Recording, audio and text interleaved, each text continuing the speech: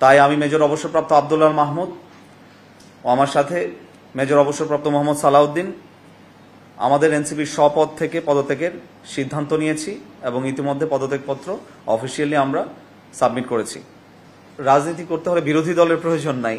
আমাদের এনসিপির স্বপদ থেকে পদত্যাগের সিদ্ধান্ত নিয়েছি এবং ইতিমধ্যে পদত্যাগপত্র অফিসিয়ালি আমরা সাবমিট করেছি। একটু পরিষ্কার করে বলতে গেলে আমি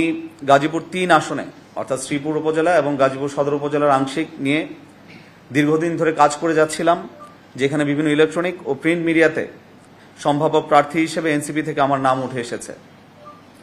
আসন্ন নির্বাচনে উক্ত আসন কেন্দ্রিক আমার ভূমিকা কি হবে তা আমি যথাসময়ে সিদ্ধান্ত নিয়ে সকলকে অবহিত করব। গাজীপুর ৩ আসন কেন্দ্রিক যেটা, সেটা হচ্ছে আসলে আমার অবস্থার পরিষ্কারকরণের ক্ষেত্রে যে আসন কেন্দ্রিক যে নাম উঠে এসেছিল এনসিপি থেকে নির্বাচনের ক্ষেত্রে, সেটা আমি পরিষ্কার করেছি যে এনসিপির ব্যানারে আমি ওখানে কোনো ধরনের নির্বাচন অংশগ্রহণ করব না এবং সেই ক্ষেত্রে কি ডিসিশন হবে সেটা পরবর্তীতে জানাবো। কিন্তু মূল কারণ সেটা হচ্ছে সেনাবাহিনী বিশেষ করে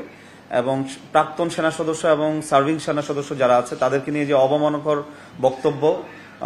ক্রমাগতভাবে পার্টির সিনিয়র লিডারশিপ থেকে এসে থাকে, আমরা বারংবার এটা নিয়ে কথা বসতে চেয়েছি, কারণ আমরা স্পষ্টভাবে মনে করেছি আমরা যে ব্যাকগ্রাউন্ড থেকে এসেছি, পোশাকের ব্যাকগ্রাউন্ড থেকে, তার প্রতি আমাদের দায়বদ্ধতা আছে এবং পার্টির সদস্য হিসেবে আমাদের দায়বদ্ধতা ছিল। সেখানে আমরা ব্রিজ করারও চেষ্টা করেছি, তাদেরকে সাজেশনও দিয়েছিলাম, কিন্তু আলটিমেটলি আমাদের সাথে সেটা নিয়ে কোনো ধরনের কথাবার্তা বলতে তাদের পক্ষ থেকে কোনো ধরনের লিডারশিপ টিম থেকে কোনো ধরনের আসলে প্রচেষ্টা আমরা পরিলক্ষিত করি নাই এবং এই রকমের অবমাননাকর কথাবার্তাগুলো অত্যন্ত বেশি আকার ধারণ করেছিল। শুধু ইলেকট্রনিক এবং প্রিন্ট মিডিয়াতে যেগুলো এসেছে তার বাইরেও আমাদের যে ইন্টারনাল ডিসকাশনগুলো সেগুলো আমি কোট আনকোট করছি না, কিন্তু সেখানেও এরকম সিনিয়র মেম্বারদের কাছ থেকে এরকম এসেছে যে জিরো আর্মি রিক্রুটমেন্ট পলিসি, মানে বাহিনী থেকে এনসিপিতে কোনো ধরনের রিক্রুটমেন্ট হবে না, জিরো রিক্রুটমেন্ট হবে। তো আমরা মনে করেছি যারা প্রাক্তন সেনা সদস্য অথবা নৌ বিমান সদস্য বাহিনীর যারা থাকবে তারাও সমাজের একটা অংশ এবং তাদেরও আমাদের সকলেরই অধিকার আছে গণতান্ত্রিক উপায়ে রাজনীতিতে অংশগ্রহণ করার। তখন সেটা আমরা সুন্দরভাবেই উপস্থাপন করেছিলাম, কিন্তু তারপরেও তাদের যে বিদ্বেষমূলক আচরণ সেটা আমাদেরকে সবসময় মনক্ষুণ্ণ করেছে এবং আমরা চিন্তা করেছি যে শান্তিপূর্ণভাবে যেখানে আসলে মূল্যায়ন হবে না অথবা তাদের সবসময় একটা অ্যান্টাগনিস্টিক অথবা ডেরোগেটরি কমেন্টস তাদের কাছ থেকে আসবে, সেখানে আমরা মনে করেছি আসলে অন্তর্ভুক্তিমূলক কোনো পরিস্থিতি পার্টিতে নেই, বিধায় আমরা ডিসিশন নিয়েছি যে আমরা এই পার্টিতে কন্টিনিউ করব না। আমার হচ্ছে প্রথম আপনার দল গঠনের দিন থেকেই বেসিক্যালি এনসিপির সাথে আমার সরাসরি অংশগ্রহণ, কিন্তু তার পূর্বেও এনসিপির কেন্দ্রীয় নেতৃবৃন্দ যারা ছিল তাদের সাথে যোগসাজশ এবং বিভিন্ন রকমের আমাদের যোগাযোগ ছিল সব সময়। আপনারা জেনে থাকবেন সশস্ত্র বাহিনী অবসরপ্রাপ্ত যারা সদস্য ছিল জুলাই আন্দোলনে তাদের একটা বড় ভূমিকা ছিল। তো সেই ক্ষেত্রে সেটাকে ব্রিজ করার জন্য আমরা প্রথমে, যদিও অনেকেই পার্টিতে আসার জন্য ইচ্ছুক ছিল, বাট প্রথমত আমাদের দুজনকে ইনক্লুড করা হয় পার্টিতে এবং পরবর্তীতে আমরা অনেক চেষ্টাও করেছি জুলাই অভ্যুত্থানে ইভেন যারা অবসরপ্রাপ্ত যারা ছিলেন, যারা নেতৃত্ব ছিলেন অথবা আন্দোলনে সরাসরি বারুদ জুগিয়েছেন তাদের অনেককে অংশগ্রহণ করানোর জন্য, কিন্তু সেই প্যাসেজটাও সেই পথটাও আসলে আমাদের জন্য ওপেন করে দেওয়া হয় নাই। আমরা আলোচনা অনুষ্ঠানও করতে চেয়েছিলাম তাদের সাথে, ডায়ালগ প্রসেস, সেটাও আসলে সময় হয়ে ওঠে নাই বলে তারা হয়তো আমাদের সাথে করে নাই। সো এটা ছিল একটা ফার্স্ট ইন্ডিকেশন। আর সেকেন্ড যে জিনিসটা আপনি বলেছেন যে ডেরোগেটরি যে মন্তব্যগুলো যেগুলো এসেছে এগুলো তো অনেকদিন আগে এসেছে, অফকোর্স অনেকদিন আগে এসেছে। তার পরবর্তী সময়গুলোতে আমরা চেষ্টা করেছি, আমি এবং স্যার দুজনেই চেষ্টা করেছি আমাদের টপ লিডারদের সাথে বসে এই জিনিসটাকে একটা সমাধান করার জন্য, যেহেতু রাজনীতিতে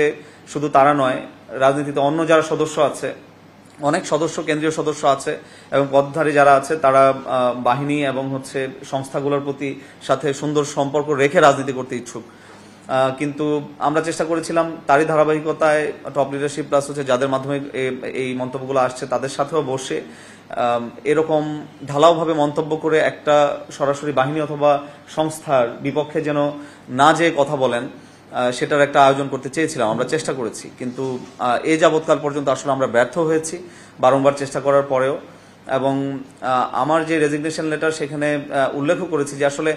সেই ক্ষেত্রে যখন আমরা ভোকাল হয়েছি যে এই ব্যাপারটা নিয়ে আসলে এরকম করা যাবে না বা এরকম করা উচিত নয়, তখন দেখা যাচ্ছিল যে পার্টির টপ লিডারশিপের মধ্যেই আপনার এক্সিকিউটিভ কাউন্সিল যেটা আছে, নির্বাহী কাউন্সিল থেকেও দু একজন আমাদেরকে বিভিন্ন ইস্যুতে ইনডিরেক্টলি চাপ প্রয়োগের চেষ্টা হয়েছে। সো সবকিছু মিলিয়ে মনে হচ্ছে যে আসলে যেই নতুন বন্দোবস্তের কথা আমরা বলছিলাম যে স্বচ্ছতার রাজনীতি থাকবে, নোংরামি থাকবে না, তো সেইখানে আমরা কিছুটা এরকম আভাস পাচ্ছিলাম, এবং আমরা আভাস না, আসলে আমাদের কাছে প্রমাণও আছে কাদের ইন্ধনে এরকম করা হচ্ছিল। সো সবকিছু মিলিয়ে আমরা দেখেছি যে আমরা যে কনসার্নটা রেজ করছি সেই কনসার্নটাকে প্রপারলি অ্যাড্রেস করা হচ্ছে না, এবং তারা উপরন্তু আগের যে স্ট্যান্স আছে সেটাতেই দৃঢ়ভাবে তারা অবস্থান করছে। তারই পরিপ্রেক্ষিতে আসলে সর্বশেষ আমরা যোগাযোগও করেছি আবার বসার জন্য, কিন্তু আমরা সময় পাইনি টপ লিডারশিপ থেকে, যার কারণে আমরা সর্বশেষ সিদ্ধান্ত নিয়েছি যে আসলে হয়তোবা এই জায়গাটা আমাদের জন্য নয়। তো সবকিছু মিলিয়ে আমার কাছে মনে হচ্ছে যে এখানে রাজনীতি করতে হলে বিরোধী দলের প্রয়োজন নাই। যেখানে নিজের দলের যারা থাকবে কেন্দ্রীয় লিডারশিপ, তারাই যদি বিরোধী দলের ভূমিকা পালন করে তাহলে বিরোধী দল তো নাই। তো আমরা তো এসেছিলাম যে সুন্দর একটা, যদি বিরোধও থাকে, মতবিরোধ তো রাজনীতির একটা সৌন্দর্য, গণতান্ত্রিক চর্চার একটা অংশ, কিন্তু সেটা হতে হবে সুস্থ। কিন্তু যখন দেখেছি নিজের আমাদের ঘরের ভিতরে যদি অসুস্থ একটা পরিবেশ থাকে, সেই পরিবেশ থেকে অথবা সেই ভাইরাস অথবা ব্যাকটেরিয়া থেকে আসলে আমাদেরকে দূরে থাকাটা উচিত বলে আমরা মনে করেছি।